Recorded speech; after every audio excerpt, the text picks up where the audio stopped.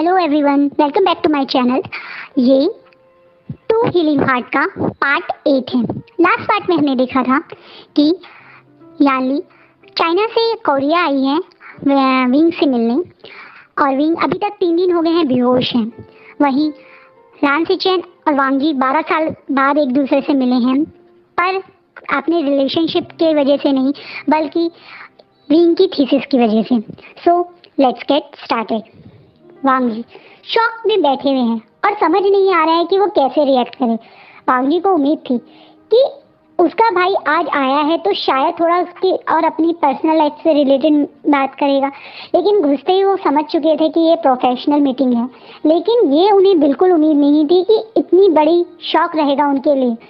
वो तुरंत बोल रहे हैं, डॉक्टर सिचेन, रान सिचेन, आपको शायद आइडिया नहीं, मैंने ये डिसीजन डॉक्टर रैंकिंग से पूछकर ही लिया था। कोई मिसअंडरस्टैंडिंग हुई है। आप एक बार प्लीज डॉक्टर रैंकिंग से खुद बात कीजिए, क्योंकि मैं इस डिसीजन को लेने से पहले खुद कोरिया गया था और मैंने डॉक्टर रैंकिंग से खुद मिला था। मैंने उनसे पूछा भी था मेंग्याओ, जिन मेंग्याओ के बारे में जिन्होंने ये थीसिस हमें प्रेजेंट करी है और जिन्होंने बोला है कि उनकी थीसिस है, उनकी रिसर्च मेडिसिन है। उन्होंने मुझे उस समय अग्री किया था कि हाँ मेंग्याओ ही रिसर्च कर रहा है, तो वो लास्ट मोमेंट पे आपसे ऐसे कैसे कह सकती हैं? क्या रैंकिंग और तुम्हारी मुलाकात हुई थी? हाँ, मैं कोरिया गया था, तब मैं उनसे मिला था। ये सचमुच एक बहुत बड़ी मिसअंडरस्टैंडिंग है वांग जी, क्योंकि रैंकिंग का ही मेरे पास फोन आया था और उसने ही मुझे बताया है कि आज उसके स्टूडेंट की जब रिसर्च रिपोर्ट आई तो ये दोनों ओवरलैप करेंगे, ये दोनों एक दूसरे मतलब सेम है। ब्रदर सॉरी डॉक्टर शिचेन, ये एक मिसअंडरस्टैंडिंग है और आई थिंक ये पहले डॉक्टर रैंकिंग को से आपको क्लियर करनी चाहिए। मैं आपसे बताना चाहूँगा कि अब मेरे हाथ में डिसीजन नहीं है। मैंने आज से करीबन 15 दिन पहले इस मेडिसिन की मैन्युफैक्चरिंग रोकने की कोशिश करी थी, क्योंकि ये मेडिसिन मैडम लैन खुद पर्सनली असिस्ट कर रही हैं और उन्होंने ही आप बाकी बोर्ड ऑफ डायरेक्टर्स के साथ मिलकर हाफ ट्रायल में 20 ट्रायल्स की जगह सिर्फ 8 ट्रायल बाद ही इसे लॉन्च कर दिया है। तो मैं आपकी हेल्प शायद ना कर पाऊँ। I am sorry brother. ये सॉरी 2 सॉरी थी। एक सॉरी थी कि आज से 12 साल पहले मैं आपकी मदद नहीं कर पाया और मैं रमलैन हमारी लाइफ में आ गई। एक सॉरी कि आज भी ब्रदर मैं आपकी मदद नहीं कर पाऊंगा। सिचेन जो इस समय बहुत ज्यादा कंफ्यूज है, क्योंकि उन्हीं की गर्लफ्रेंड की दोनों बातें ओवरलैप कर रही हैं। एक तरफ उन्होंने ही वांग जी को हाँ कही थी कि हाँ मेंग्याओ रिसर्च कर रहा है, और दूसरी तरफ उन्होंने ही अभी सिचेन से बात करी है। वो तुरंत उस कैबिन को छोड़ के रैंकिंग को कॉल करने के लिए जाने के लिए उठते हैं, पर वो देखते हैं कि उनका ब्रदर बहुत परेशान है। वहीं जब वो यहाँ आ रहे थे तो उन्होंने एक बार मिमी से भी बात करी थी। मिमी अपने एक बड़े भाई को भी खूब तंग करती है। वो नॉन स्टॉप अपने भाई को फोन करती है, जब मन करता है मुंह उठा के उनसे मिलने हॉस्पिटल चली जाती है। लैन सिचेन जो मिमी को बहुत ज्यादा इग्नोर करते हैं और कोशिश करते हैं कि बिल्कुल मिमी से ना मिले, वो मिमी नॉन स्टॉप उन्हें बॉदर करती ही है। धीरे धीरे लैन सिचेन भी मिमी को समझ गए हैं कि वो एक मासूम बच्ची थी जब ये सब हुआ था। उससे एक 6 साल की बच्ची थी, उसे कोई आइडिया नहीं था क्या हो रहा है। उस पे गुस्सा करके या उसे किसी चीज का जिम्मेदार मानना गलत है। वो भी मिमी को एक छोटी बहन की तरह प्यार करने लगे। मिमी ने रान सिचेन को बताया था कि आज से करीबन 1 महीने पहले उनकी और उनकी मदर मतलब वांग जी की और उनके फादर मदर की बहुत बुरी फाइट हुई है और वांग जी अब मिलान मेंशन छोड़ के जा चुके हैं। वो रुकते हैं और पीछे मुड़ के बोलते हैं, वांग जी अगर जो रैंकिंग बोल रही है वो सच है तो मैं तुमसे बताना चाहूँगा कि तुम्हारी 8 साल की मेहनत, जो गुडविल तुमने इस कंपनी का बनाया है, वो सचमुच में हैम्पर होने जा रहा है। मैं तुम्हें सजेस्ट करूँगा कि तुम अपनी साइड से भी इन्वेस्टिगेशन स्टार्ट कर दो। इतना बोल के वो वहाँ से चले जाते हैं। वांग जी अपने भाई की गुस्से में भी कंसर्न को देख चुका है। वो समझ चुका है कि उसके भाई आज यहाँ रैंकिंग के लिए तो आए ही थे, पर साथ में अपने भाई के लिए भी कंसर्न करके आए थे। उन्हें पता है 8 साल से कितनी मेहनत करके वांगी ने इस कंपनी को इतनी ऊंचाई पे करा है। वो एक एक मेडिसिन जो लॉन्च होती है उसके रिसर्च रिपोर्ट्स खुद पढ़ता है, एक एक चीज को देखता है कि कितने ट्रायल्स के बाद उसे लॉन्च करता है। उस भाई की मेहनत या गुडविल को, इस कंपनी के नाम को ये मेडिसिन कितनी बुरी तरह से हैम्पर कर सकती है वो ये भी जानता है। इसीलिए वो आज यहाँ आया था। वांगी सुजोई की तरफ देखता है और बोलता है कि जाओ और जो ब्रदर ने बोला इस चीज की इन्वेस्टिगेशन शुरू कर दो। और हाँ, दूसरी बात, इस बात का पता मेरे फादर और मैडम लैन को नहीं होना चाहिए, क्योंकि मैं अच्छे से जानता हूँ कि जैसे लास्ट टाइम उन्होंने पैसे के दम पे डिसीजन बदला था बोर्ड ऑफ डायरेक्टर का, वो अभी भी कुछ कर सकती हैं। सिजोई जो बहुत अच्छे से अब इस लैन फैमिली और इसकी पॉलिटिक्स को समझ चुका है, वो भी इशारे अग्री करके वहां से निकल जाता है। दूसरी तरफ कोरिया में यानली आज भी अपने भाई के पास बैठी है, उसका हाथ पकड़े, उम्मीद से कि पिछले 2 दिन से जैसे वो डेली आती है, वेट करती है कि उसका भाई उठेगा, दोबारा बोलेगा सीजे, गले लगाएगा, वो कुछ कहे या कुछ रिएक्ट करे। और उसकी आज ये उम्मीद थोड़ा सा सच्चाई में भी बदलती है। विंग हल्के से अपना हाथ हिलाता है, जिसे देख के यानली जोर जोर से सब डॉक्टर को बुलाने लगती है। विंग जब अपनी आंखें खोलता है तो देखता है कि डॉक्टर की टीम उसे चेक कर रही है और उनके पीछे उनकी बहन खड़ी हुई है अपने हस्बैंड और जंजा के साथ। जब उसे पूरी आंख खुलती है तो उसे महसूस होता है कि उसकी बॉडी में बहुत ज़्यादा पेन है, और ये पेन 2 कारण की वजह से है। एक, जो उसने मैडम यू ने बुरी तरह से पीटा था, और दूसरा वो दिल का पेन जो बेहोश होने से पहले उसके मन में था। उसकी थीसिस कॉपी हो गई इस चीज का। वह अपनी सपोर्ट से बैठता है और यानली की तरफ देखता है। उस दिन तो वो ठीक से रो नहीं पाया था, पर आज जब अपनी बहन को अपनी आंखों के आगे देखता है तो बिना सोचे समझे अपनी बहन जो उसके पास आके उसके सर पे हाथ रख के उसे गले लगा के रोने लगता है। उसका रोना देख के वहां खड़ा है जिन योशान और जंचा भी अपने आप को संभाल नहीं पा रहे हैं। वो देख रहे हैं कि आज ये बंदा किस तरीके से अपनी सपना, जिसके सहारे वो इतने साल से जी रहा था, उसकी वो मेडिसिन गोल्डन डॉट आज चोरी हो गई, किसी और ने उसे लॉन्च कर दिया। उस दुख को वो देख पा रहे थे कि कितनी बुरी तरह से विंग को वो इफेक्ट कर रहा है। यानी बड़े प्यार से अपने भाई को सर फैलाते हुए बोलते हैं, हाय तुम परेशान मत हो, देखो मैं तुम्हारे ब्रदर इन लॉ के साथ आई हूँ। हम दोनों पता करेंगे कि क्या हुआ है तुम्हारी थीसिस के साथ। और हाँ, अब तुम मेरे साथ चाइना चलोगे। मैं इस बार तुम्हारी कोई बात नहीं सुनना चाहती।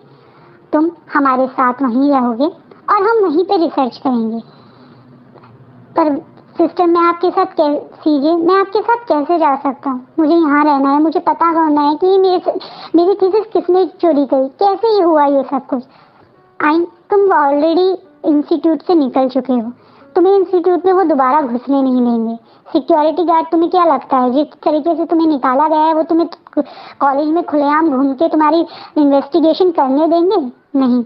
और तुम्ही ने तो बोला कि वो कंपनी में, और जंशा ने मुझे बताया कि जिस कंपनी ने तुम्हारे ऊपर मतलब तुम्हारी थीसिस को चोरी का वो बताया था, वो कंपनी भी चाइना की थी। तो तुम यहाँ रह के करोगे क्या जब ये वो तुम्हारी थीसिस चाइना में प्रेजेंट हुई है, चाइना में मैन्युफैक्चरिंग हो रही है? तो तुम्हें लगता है कि तुम्हें इन्वेस्टिगेशन चाइना में ही करनी चाहिए या कोरिया में? चाइना में ना, प्यार से यानली पूछती है। विंग भी अपने भाई जंचा और यानली की तरफ देख के विंग भी नोट करता है। यानली बिना टाइम लगाए जंचा से विंग का सामान पैक करने के लिए बोलती है, क्योंकि वो जानती है कि यहाँ पे रह के विंग और ज़्यादा परेशान होगा। डॉक्टर विंग के इंजरीज देख के सजेस्ट करता है कि आप इन्हें हो सके तो बिजनेस क्लास में ही ले जाना, और हाँ, अभी पहले से काफ़ी बेटर है, पर टाइम टू टाइम इनके इंजरीज को आप चेक करके वहाँ पे इनकी ट्रीटमेंट करवाना। विंग का फ़ोन जो यहाँ पे था उसे भी मैडम यू ने गुस्से में फेंक के तोड़ दिया था, तो विंग का फ़ोन भी नहीं है उसके पास कि वो किसी तरह से वैंकिंग से कनेक्शन कर पाए। वैंकिंग के पास सिचैन का कॉल आता है। सिचैन वैंकिंग को बताते हैं कि यहाँ किस तरह से वांगी ने उन्हें इन्फॉर्म किया और तुम्हारे से मिलके ही उसने डिसीजन लिया। अब वैंकिंग और ज़्यादा गिल्ट में है और ज़्यादा परेशान है, क्योंकि उसे लगता है कि हाँ, ये बात उसे भी याद आता है कि जब वो मिली थी वांगी से, तो वांगी ने उठने से पहले ये चीज़ बोली थी कि उनसे मिलके उसने अपना डिसीजन फाइनल करा है। अब उसे लगता है कि शायद विंग की लाइफ बर्बाद होने के पीछे वो भी है। क्या पता वो पूरी बात इन्वेस्टिगेशन करके वांगी को बताती तो ज़्यादा बेटर रहता।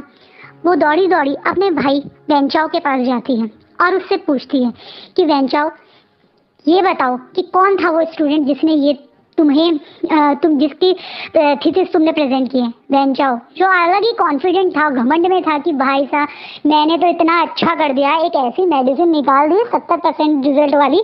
वो एटीट्यूड में वैंकिंग को रिप्लाई करता है, क्या हुआ, तुम्हारे स्टूडेंट की कॉपी हो गई तो तुम मुझ पे आके क्यों चिल्ला रही हो। वेंचाओ तुम समझ नहीं रहे हो, तुम्हें पता है तुम्हारा करियर खत्म कर सकता है ये थीसिस। हाँ, जैसे तुम्हारा हो गया। वेंचाओ मैं बहुत फेमस डॉक्टर हूँ, मुझे कोई फर्क नहीं पड़ता कि मेरा प्रोफेशन मतलब मैं प्रोफेसर वाली पोजीशन से चली भी गई, लेकिन डॉक्टर वो तो मैं हूँ ना। और तुम अच्छे से जानते हो मेरे बॉयफ्रेंड को, रान सिचैन को, जिसने खुद पूरा का पूरा हॉस्पिटल मैनेज कर रखा है, वो मुझे आराम से वहाँ पे जॉब दे देगा और बड़े आराम से मेरी लाइफ कटेगी। मैं तो डॉक्टर हूँ, कर लूंगी अपना काम। पर तुम सोचो, तुम सिर्फ एक प्रोफेसर हो, वो एक ऐसे प्रोफेसर जिसके एग्जाम्स के टाइम पे मैं उन्हें तुम्हें पढ़ा के तुम्हें मुझसे पढ़ के तुम प्रोफेसर बने हो। मेरी नॉलेज के बिना तुम्हें अभी भी प्रॉब्लम सॉल्व नहीं होती, मेरे बिना कैसे करोगे तुम। वेंचाओ जो समझता है कि हाँ उसका करियर जो भी है वो सिर्फ बैंकिंग के कारण ही है, क्योंकि वो बैंकिंग ही थी जो उसे पढ़ाती थी, वो बैंकिंग ही थी जो उसे अभी भी उसके प्रोफेशनल लाइफ में हेल्प करती है। वो बिना डरे, वो घबरा के मतलब अपनी सीट से उठ के बैंकिंग के पास जाता है। अरे बहन क्यों नाराज हो रही हो, अच्छा बताओ क्या पूछना चाहते हो तुम। वेंचाओ तुमने आज से करीबन 1 महीने पहले एक रिसर्च रिपोर्ट सबमिट करी थी कॉलेज में, मैं जान सकती हूँ वो किसने करी थी। हाँ, वो मेरे एक स्टूडेंट जिन मेंग्याओ ने करी है। क्यों, क्या हुआ। मेंग्याओ, हाँ जिन मेंग्याओ, मैंने तुम्हें बताया तो था कि मेंग्याओ बहुत अच्छी रिसर्च रिपोर्ट बना रहा है और उसने वो की। तो लैंड कॉर्पोरेशन इसका मतलब अब उसे बिल्कुल यकीन हो जाता है कि जो उसका डाउट है वो सही है। क्या नाम है उस रिपोर्ट का, F-117। अब तक तो वो मैन्युफैक्चरिंग में चली गई है, मुझे काफ़ी बेनिफिट हुआ है उसका, क्योंकि मुझे भी कुछ % प्रॉफिट मिलेगा उसका, 0.20 या 0.3 समथिंग। पर आई एम हैप्पी कि मुझे मिल रहा है। और तुम्हें तो पता ही है कि पूरे इंस्टीट्यूट में कितना नाम हो गया है मेरा। वेंचाओ मैं तुम्हें एक बात अभी बता रही हूँ और तुम सोच समझो कि अब तुम्हें क्या करना है, तुम्हें अच्छी साइड रहना है या बुरी साइड रहना है। तुम ये बात अपने स्टूडेंट को नहीं बताओगे क्योंकि वो पक्का अपनी कोई नई प्लान स्टार्ट कर देगा, पर ये रिपोर्ट चोरी है मेरे स्टूडेंट विभूषण की। क्या, हाँ, मेंग्याओ ने अपने ही बॉयफ्रेंड की कॉपी करके ये रिपोर्ट तुम्हें सबमिट की है। मेंग्याओ का कोई बॉयफ्रेंड था। हाँ, विंग मेंग्याओ पिछले 4 साल से विंग के साथ रिलेशनशिप में है और ये बात सिर्फ मुझे पता है, किसी और को नहीं। और अब मुझे समझ में आ गया है कि मेंग्याओ ने ऐसा क्यों किया। पर मैंने तो कभी मेंग्याओ और विंग को एक साथ पूरे इंस्टीट्यूट में देखा ही नहीं, तो तुम ये क्या बोल रही हो। तुम्हें श्योर हो वैंकिंग कि वो विंग का बॉयफ्रेंड था। हाँ, मैं तुम्हें बता रही हूँ और अब मुझे समझ में आया है कि क्या हुआ है। उसने विंग के प्रेजेंट करने से पहले ही ये रिसर्च रिपोर्ट प्रेजेंट कर दी अपने नाम पे। उसने विंग को धोखा दिया, उसे चीट किया है। मुझे नहीं पता वैंकिंग, मुझे जेन्युइनली नहीं पता था, मुझे यही पता था कि ये मेंग्याओ की रिपोर्ट है। और बहन मैं जानता हूँ मैं प्रोफेशनली जो भी हूँ तुम्हारी वजह से हूँ, तो मैं तुमसे क्यों झूठ बोलूँगा। मैं जानती हूँ मेंग्याओ की आदत और मैं तुम्हें भी जानती हूँ वेंचाओ, इसलिए मैं तुम्हें बता रही हूँ कि प्लीज़ अपने प्रोफेशनल लाइफ संभाल लो।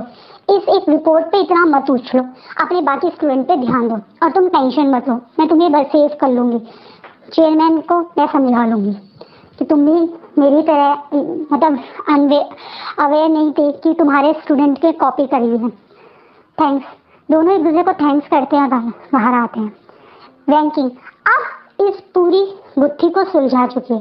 वो समझ चुकी है कि विंग की कॉपी करके थीसिस को प्रेजेंट करने वाला कोई और नहीं बल्कि विंग का बॉयफ्रेंड, वो सो कॉल्ड बॉयफ्रेंड जिसके लिए विंग जान छिड़कता है, जिसपे विंग आंख बंद करके भरोसा करता है, जिसके लिए शायद विंग अपनी जान तक दे सकता है।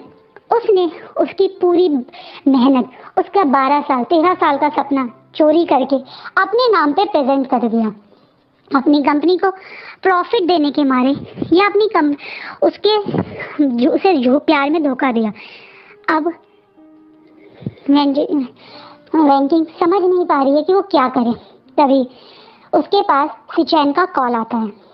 सिचैन रैंकिंग से पूछता है कि क्या हुआ, कुछ पता चला। रैंकिंग सिचैन से कुछ नहीं कह पा रही है क्योंकि रैंकिंग को एक और बड़ा शौक आज सुबह मिल चुका था। जब सिचैन ने बोला था कि हाँ वांगजी तुमसे मिलने आया था, तो वांगजी ने भी मैंग्याओ का नाम लिया था, तो उसे याद था, तो उसने सिचैन के आगे ये लाइन बोली थी कि मैंग्याओ के बारे में मुझसे वांगजी ने पूछा था, तो मैंने उसे वही आंसर दिया था। तो मैंग्याओ का नाम सुन के सिचैन ने जो चीज़ रैंकिंग को बताई थी वो ये थी कि मैंग्याओ की इंगेजमेंट हो रही है उसी की बहन लैन मिमी से। तो और इस समय रैंकिंग अच्छे से जानती है कि सिचैन के पास सिर्फ उसकी फैमिली के नाम पे लैन मिमी है, वो लैन मिमी से बहुत प्यार करता है। तो रैंकिंग बेचारी समझ नहीं पाई वो सिचैन को कैसे बताए कि उसके स्टूडेंट का डाटा चोरी करने वाला या उसकी थीसिस चोरी करने वाला कोई और नहीं वो जिंग मिंग्याओ है, और वो उसकी बहन को भी चीट कर रहा है क्योंकि वो बॉयफ्रेंड था विंग का पिछले 4 साल से। इस समय रैंकिंग बहुत कंफ्यूज और बहुत परेशान है कि वो क्या करे, इसलिए वो डिसाइड करती है कि वो फ़ोन पे सिचैन को कुछ नहीं बताएगी। और वो कहती है सिचैन से कि अगर पॉसिबल है तो क्या तुम इस समय कोरिया आ सकते हो, क्योंकि वो जानती है कि वो अगर चाइना जाके सिचैन को सच बताएगी तो सिचैन को उस पर आँख बंद करके ट्रस्ट करता है, यकीन करेगा। लेकिन वो ये भी चाहती थी कि सिचैन ये भी देखे कि मैंग्याओ से वो बात करे और बताए कि मैंग्याओ ही था, तो वो एक तरीके से अपने आप को और कॉन्फिडेंट दिलाने के लिए चाहती थी कि वो मैंग्याओ के साथ सिचैन से बात करे। इसलिए वो सिचैन को बोलती है कि प्लीज़ आप कोरिया आ जाओ। सो गाइस, सिचैन तो चाइना से कोरिया आ रहे हैं। जब उन्हें पता चलेगा कि मैंग्याओ ने ये सब कुछ करा है और वो मैंग्याओ ही है जो इन सब चीज़ों का मास्टरमाइंड था, उसने विंग को की थीसिस चोरी करी है और वो इस तरीके से और प्रॉफिट के लिए और लालच के लिए क्या कहते हैं उसकी बहन की लाइफ तक बर्बाद कर रहा है, लैन मिमी के साथ इंगेज हो रहा है। और क्या होगा जब यहाँ से वी वुशान पहुँचेगा चाइना और उसको मैंग्याओ का सच पता चलेगा। सो ये हम नेक्स्ट पार्ट में देखेंगे। आई होप गाइज आपको मेरा फैन फिक्शन अच्छा लग रहा हो। अगर आपको अच्छा लग रहा हो तो please guys like, comment and subscribe and also follow me on Instagram. Thank you.